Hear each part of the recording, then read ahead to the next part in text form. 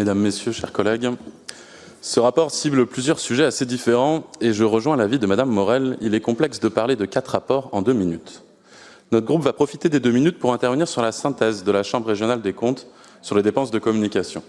Déjà, nous tenons à saluer le travail de qualité de la Chambre dans cette analyse. La délibération que vous proposez est, je vais le dire, assez lunaire. Il s'agit d'une belle pirouette pour retourner la vérité. En effet, la Chambre émet de nombreuses recommandations et dans ce rapport, vous préférez lister les recommandations que la Chambre ne fait pas à la région afin de vous autocongratuler, plutôt que de lister les recommandations qui ont été faites par la Chambre à la région. Vous comparez également les dépenses par collectivité en disant que la région dépense moins que les communes, mais il est bien indiqué dans le rapport qu'il ne faut pas comparer les dépenses par habitant entre collectivités différentes. Comparer région et commune n'a aucun intérêt et n'est pas pertinent.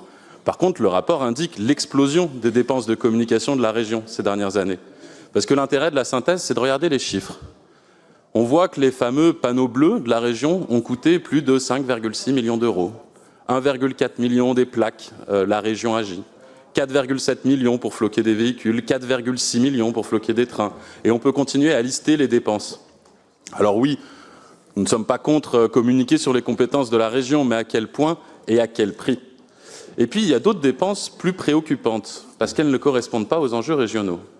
En effet, la Chambre conclut en disant que la région a utilisé de l'argent public dans le but principal de promouvoir l'image personnelle du président du Conseil régional. C'est particulièrement notable, avec 400 000 € d'argent dépensés en sondages, études, de popularité, sur des sondages même pas sur le territoire régional. Les montants en restauration également. Monsieur Wauquiez avait reconnu d'ailleurs que l'argent public ne devrait pas être utilisé pour ses dépenses personnelles et s'était engagé à rembourser les sommes et n'a pas manqué de le dire dans les médias. Alors aujourd'hui, est-ce que M. Wauquiez a réellement remboursé ces sommes telles qu'il l'a annoncé dans la presse?